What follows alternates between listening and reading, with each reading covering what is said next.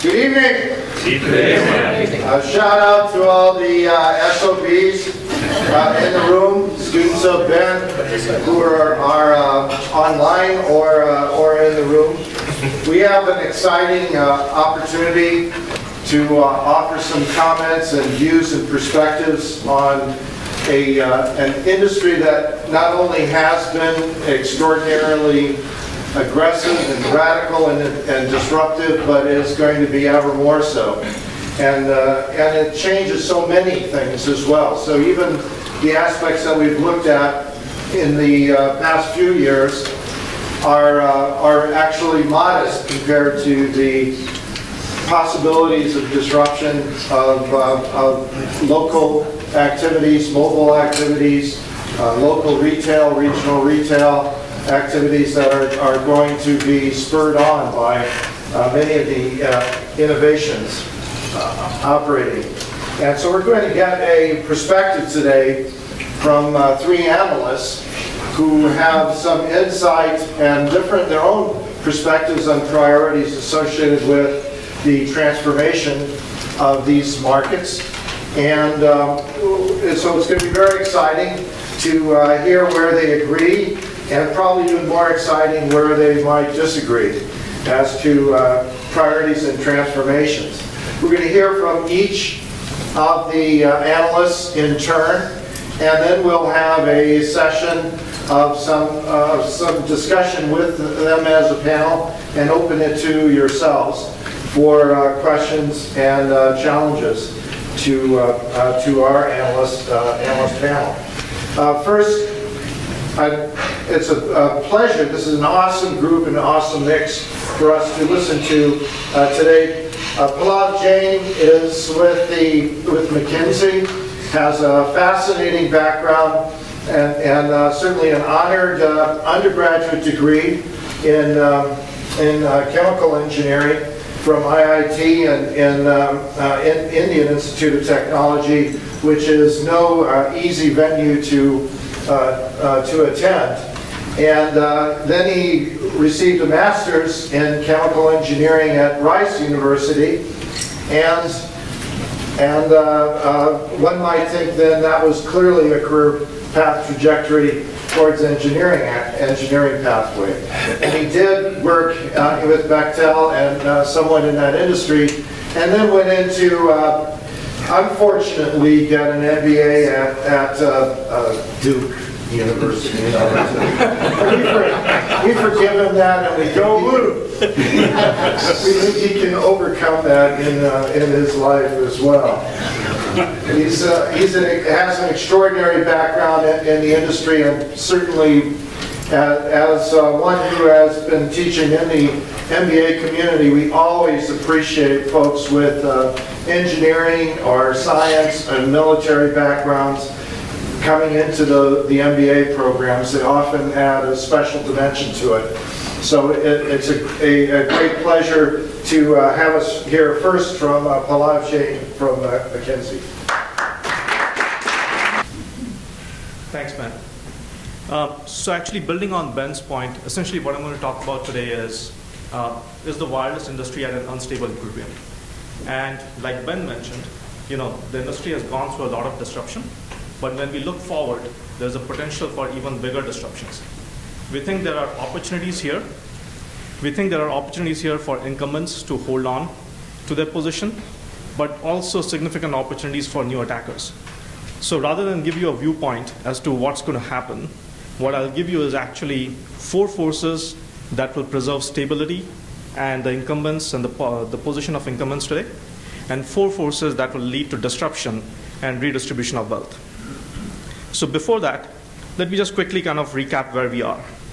If you look back, essentially the wireless industry has significantly outperformed the GDP. We have, if you look at the US wireless industry, the EBIT has grown at around 11% in the last 5 years. The revenues have grown at 11%. The EBIT has grown at about 15%.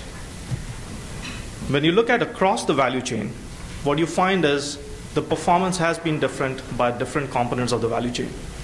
So a lot of the growth in the last 5 years has actually been realized by the component manufacturers and the device manufacturers. which is all driven by the penetration of smartphones. The carriers have done relatively well, but the network infrastructure players have performed significantly worse.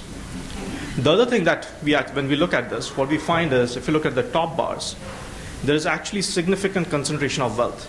In each of those parts of the value chain, the top 2 players represent about 60 to 80% of the total profit pools that are in that value chain. And so essentially what has happened is, the industry has done well, except the network infrastructure players, and 2 players typically in each portion of the value chain have actually captured majority of the profits. So then, if you think about going forward, how is this story going to play out? The first challenge that presents itself is, when you look at where the future source of growth could come from, actually what you find is, historically growth has been driven by increase in number of devices and lines and increase in device ASPs. But when you look forward, in fact, if you look at last 5 years, all the growth is explained by those 2 factors, almost all. But if you look forward, these 2 factors will represent only 5% CAGR. So essentially, only 5% of growth is going to come from these factors. This is what we would call organic growth, right? We think there is about $85 billion of additional revenues. So just to put it in perspective, the 5% organic growth would be like $45 billion of revenue pool. We think there is about $85 billion of additional revenues that are going to be created in new areas, and that's what is going to cause the potential for disruption, because the key question is, who's going to capture those? So then let me very quickly give you a view of why the incumbents would win.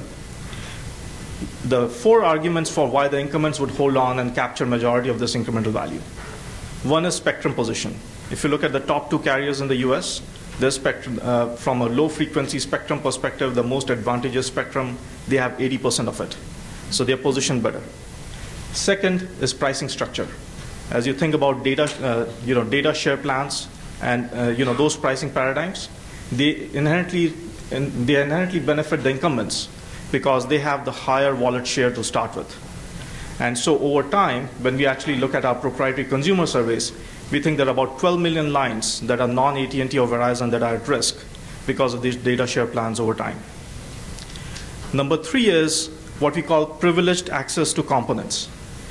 What you will find is, in the last 5 years, because the wealth has got concentrated among the component manufacturers and the device manufacturers and top 2 players, Samsung and Apple in devices, Samsung and Qualcomm in components, a lot of the OEMs have reduced their R&D spend. The R&D spend for the other OEMs have come down by as much as 30%. And what Apple and Samsung have done a great job of is actually Samsung vertically integrating and Apple using the virtual supply chain by having its suppliers actually do R&D for it. They have actually basically created a virtual access to the best components and basically locked up the supply chain. That again favors the incumbents. And then the last piece is platform loyalty and ecosystem scale advantage. I think the simple point here is, as you think about the platforms, iOS or Android, they have the scale advantage, and they have the 2-sided network advantage.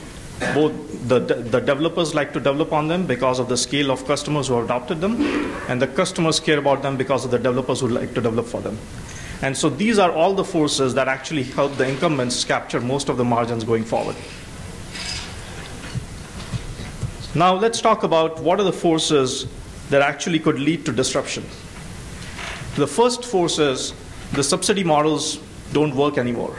The carrier margins are getting compressed, and hence the carriers are trying to find alternate subsidy models. What you're also finding is some of the low-end carriers are using low-end devices from ZTE, Huawei, etc. And basically, that has become about 44% of their portfolio. So over time, what you will find is the subsidy model is going to change, and hence the premium smartphone players, while they might hold on to their position, the mid-end OEMs, their margins will get compressed. The second thing is outlook on data pricing. As the tier data pricing plans are being adopted, what you're finding is heavy users are actually don't like these plans as much. And if you talk to these users, who represent about $10 billion of the services revenues in the industry, they are about 3x more likely to churn. And what that means is carriers who are more value-oriented, have a play for these customers. The third thing is shifting sources of innovation, and what we mean by that is, in the argument for incumbents winning, I told you that Apple and Samsung have privileged access to certain components. Well, other players are getting the hang of that game, and so you're seeing Microsoft, Amazon, and other players actually doing the same, playing the same game, where they're trying to lock up the supply chain, and hence new players are coming in to actually get the privileged access to components. And then the last piece that we think will cause a big disruption is that there are new devices that are going to represent about $25 billion of revenues over the next 3 to 5 years. These are sensors, these are goggles, these are all devices that are manufactured by OEMs that are not the OEMs who manufacture smartphones today. And hence, that profit pool can potentially be captured by other players. In addition, when we look at the apps marketplace, what we see is the apps as they exist today, only 1% of apps represent 80% of revenues that are generated by all the app players. Because the winners have figured out a way to kind of dominate those markets. When we look forward, we think the whole app market is going to change significantly. The apps are going to be much more about disrupting retail, healthcare, other adjacent value chains. And that will create opportunity for new platform players, new device manufacturers to capture that opportunity. So essentially, net-net, the way we think about the world is there's actually overall $130 billion of value at stake, $45 billion of organic value, and $85 billion of new value. In terms of who captures it, it's up in the air. The incumbents are positioned well because of certain factors, but those advantageous positions may not translate well in the future because where the growth is going to come from, those apps, sensors, devices, and those subsidy models may not work as well in the future. That's kind of our perspective on this.